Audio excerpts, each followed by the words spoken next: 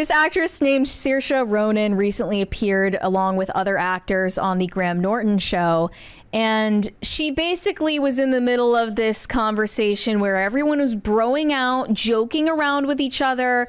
And she decided to immediately ruin the vibe by making a feminist statement so it would go viral on Twitter. Here we go. We're probably going to get demonetized. Give us the context, though, because Paul Mescal is in this clip and he's talking about a movie he recently did. So yeah, I'll just read you through how they explained it. So it says, it says the actress joined Denzel Washington, Paul Mescal, and Eddie Redmayne on last Friday's Graham Norton show, where Ronan sat quietly at first listening to the men chatting. I want you to listen to the framing here from TMZ, which is feminist framing to begin with, which is like all the dudes are there, they're being macho, they're broing out, they're talking. Hold please.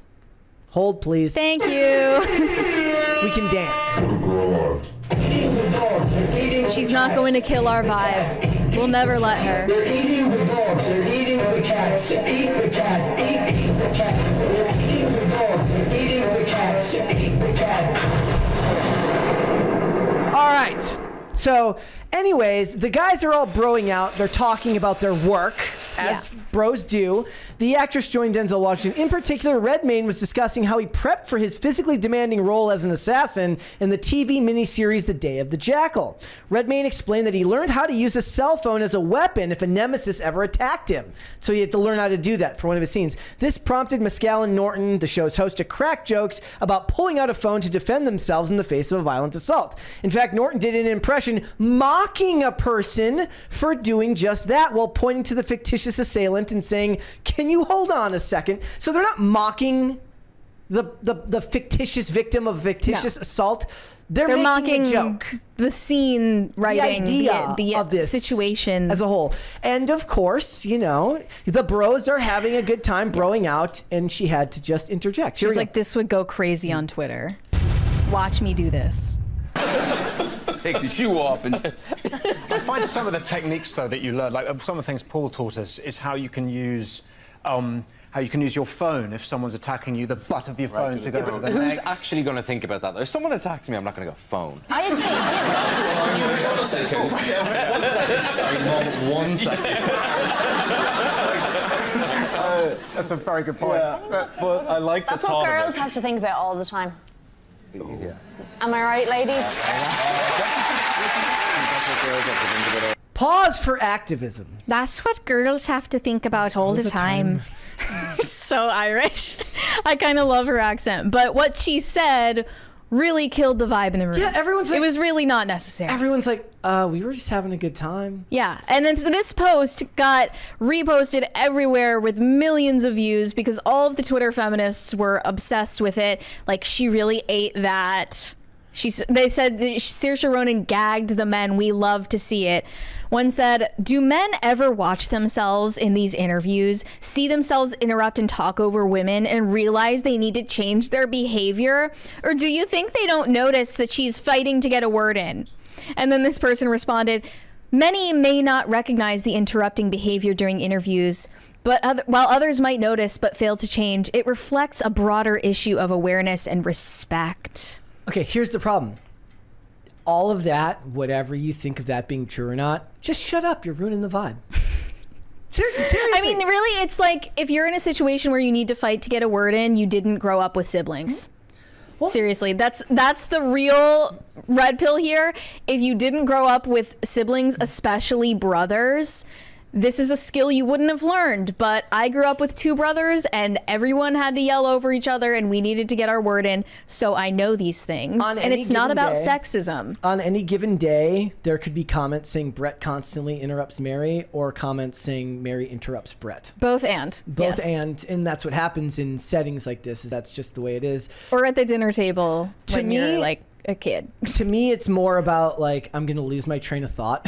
If I don't get because when you have these conversations, you're manufacturing the discussion and you're trying to make points that are different than the ones you might make in private. Sometimes a lot of it is just because I can't say certain things on air, and the things that I would actually say would get us banned, but they would probably be funnier.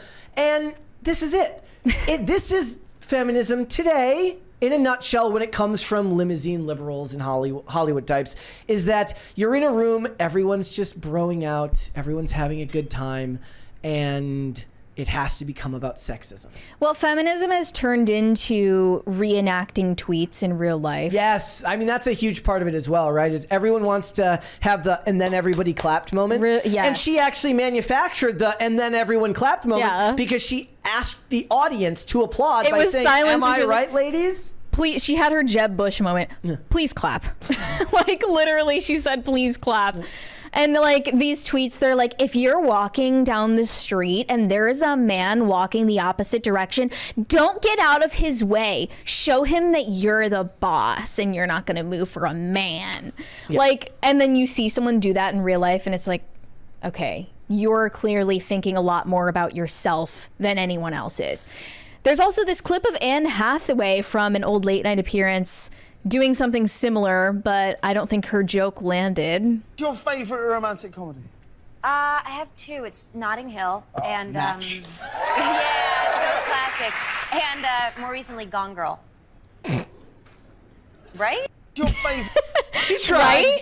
Right? She gave it a shot. Okay, she tried. That is a frustrating thing when you make a joke, but everyone thinks that you're just crazy. Yeah. Like, I've definitely been in that situation. Can you give me an example when that's happening? I don't know. It happens so often I don't even keep track anymore. Yeah. But people usually, they kind of just assume that I'm crazy if I say something like that.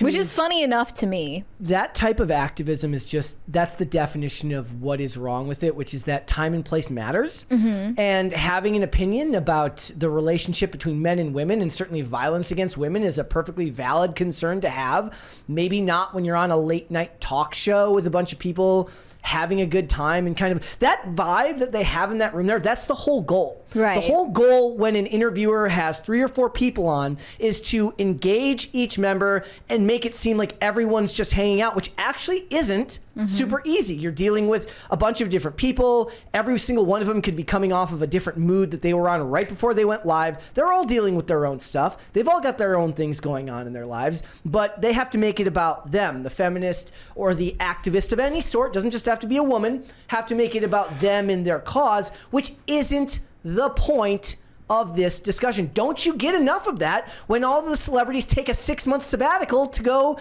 and, campaign for politicians? Or don't you get enough of that feeling of activism when you're on a press tour for your own movie and you get to make it into a political issue? But that's the point. I feel like what's funny about this is all of these men, these men in the arts who believe themselves to be actors. Yes. They're the ones who take things like that super seriously. Yeah. So she really gagged them, because I can tell if Paul Mescal's off the shoulder top that he's wearing is any way to judge his character and his political views and his social views. He's got as less of a chance against a mugger as you do. He just got checked. Yeah. He was like, whoa, she just checked my misogyny. I'm going to have an existential crisis after this. Because you just know he's a you go girl male feminist, and she gagged him. The audience erupted into loud applause as the men in the panel were left totally speechless. No, they weren't. She completely stopped the conversation and changed the entire tone of what they were talking about. This isn't somebody owning other people. The whole point of the discussion isn't to own anyone. The silence after Saoirse's "that's what girls have to think about all the time." Oh, you just know they all felt stupid after that. Wow. I can't with it, because it's not the point. When another person asked if men noticed their behavior of interrupting and talking over women, this person replied, "Men don't notice. They don't notice the murder, the abuse, the misogyny. It doesn't affect them, so they don't register it. That's why hashtag not all men, because as far as they're concerned, that stuff hardly ever happens." I'm sorry, how is what we saw in this video akin to abuse and murder? This is why nobody takes these types of activists seriously anymore, because there is no scale. Everything is either you served or everyone is evil. Mm-hmm. It's either a Twitter joke or it's some level of evil. Yeah, and somehow they usually do both. Yeah. I don't know. What do you think? She's very smug, the way that she raises an eyebrow at everyone. Well, also, the guys were having a discussion that she could have very easily been a part of. Like, she could have interjected with something that was nothing like that, and it's not like anyone would have been like, no, you're not, it's not your turn to talk. She's also doing them a disservice by acting like them fighting to get words in on a 4-person interview is somehow more about misogyny than just getting your word in during an interview. I bet she thought Paul Mescal was manspreading too. Probably. Thanks for watching. Listen to full episodes of Pop Culture Crisis on Spotify. Keep up with us on social media and make sure you subscribe and ring that bell so you never miss the show. Bye, guys.